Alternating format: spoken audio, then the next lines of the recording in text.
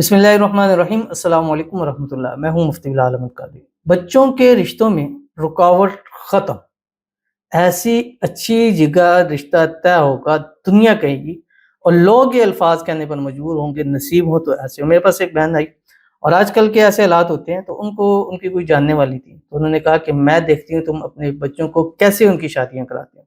और उसने कहा मुझसे हम बच्चों की चांदियाँ सर पे आने लग पड़ी लेकिन उनके रिश्ते तय नहीं होते। मैंने ये वजीफ़ा दी है, अल्हम्दुलिल्लाह वो खुद आके बतलाती हैं कि ये रिश्ता है, आप चेक करें कि ठीक है हम यहाँ हाँ करें या ना करें, तो इंशाल्लाह आपके बच्चों के रिश्तों की भी लाइनें लग जाएंगी।